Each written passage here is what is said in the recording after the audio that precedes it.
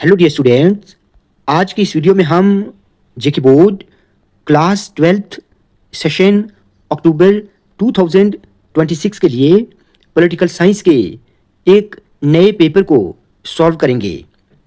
Students याद रहे, आपका पॉलिटिकल साइंस का फाइनल पेपर बिल्कुल इसी पैटर्न में पूछा जाएगा।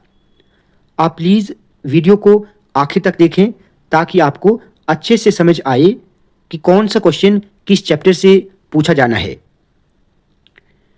तो चलिए स्टार्ट करते हैं। देखिए, सबसे पहले सेक्शन ए में आपको 1 मार्क के 10 मल्टीपल चॉइस क्वेश्चंस पूछे जाने हैं।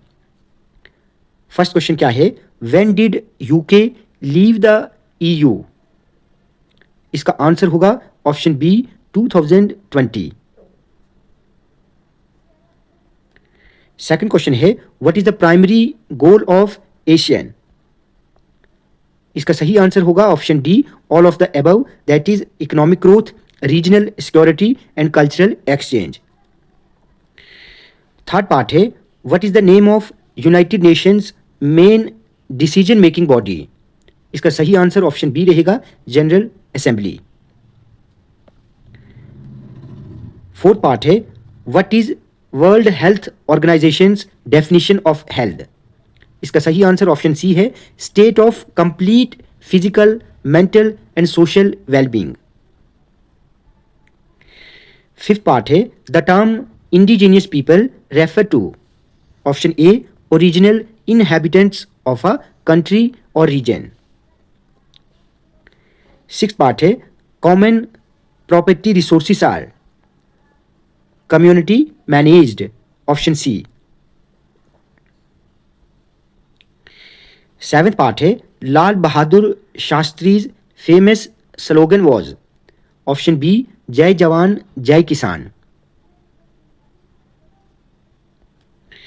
एट पार्ट है, article 370 of the Indian constitution was related to? Option A, Jammu and Kashmir.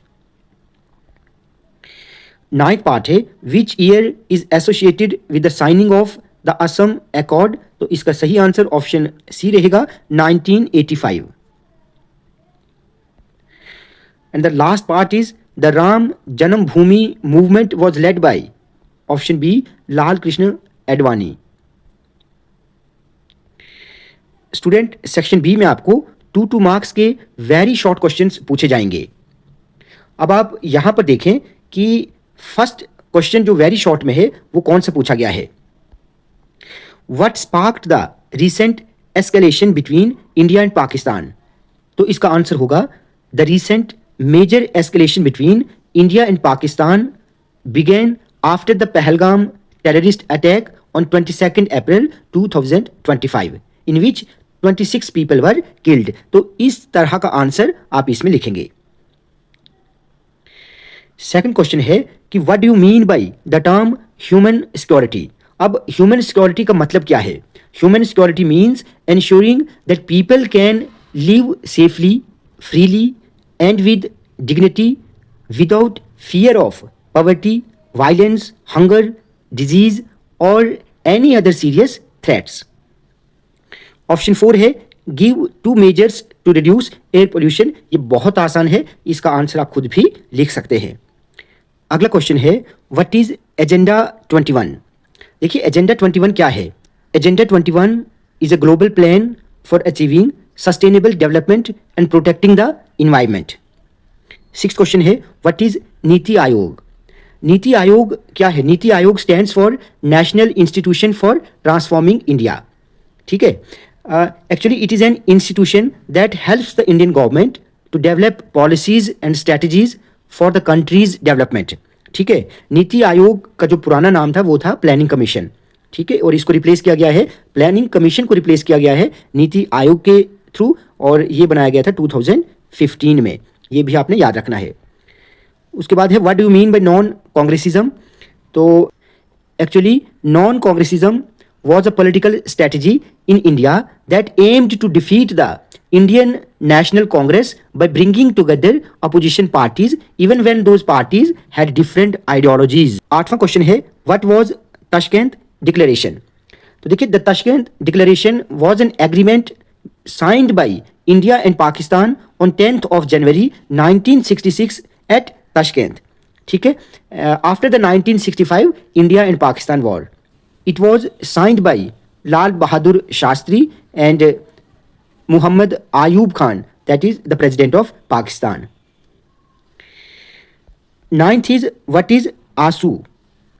It is All Assam Students Union that played a leading role in the Assam movement in 1979 to 1985.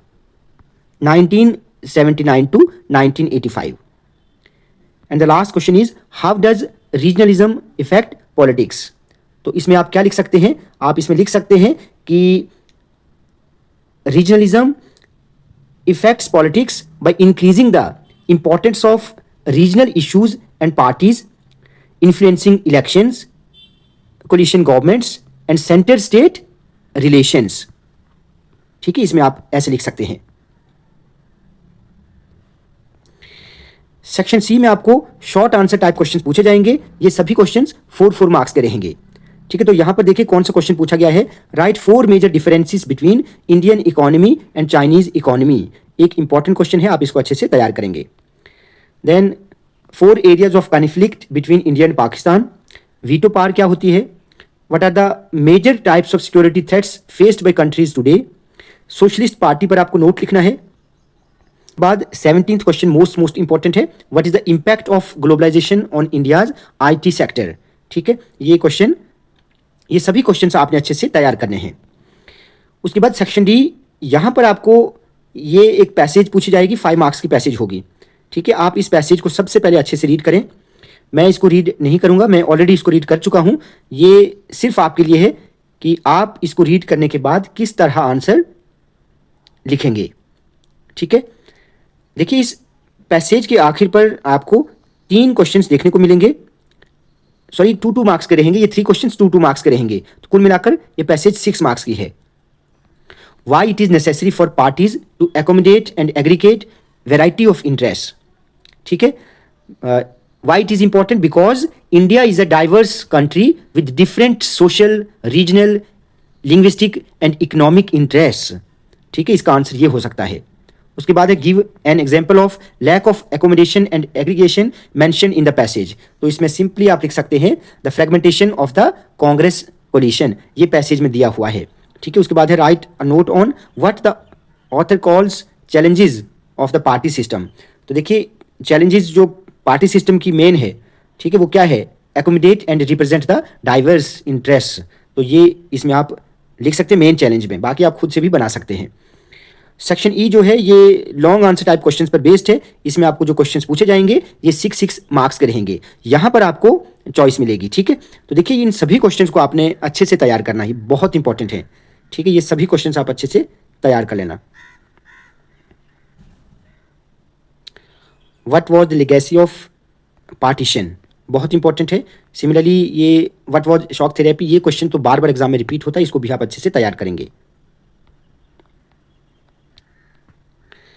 Similarly ये question भी बहुत important है कि what were पंडित नेहरूज की achievements in shaping India's foreign policy. ये question भी बार बार exam में पूछा जाता है. तो बिल्कुल इसी तरह का क्वेश्चन पेपर आपको एग्जाम में पूछा जाएगा. स्टूडेंट्स, आज की ये वीडियो आपको अच्छी लगी हो तो आप प्लीज़ इस वीडियो को ज़्यादा से ज़्यादा लाइक और शेयर करें और चैनल को सब्सक्राइब करना ना भूलें.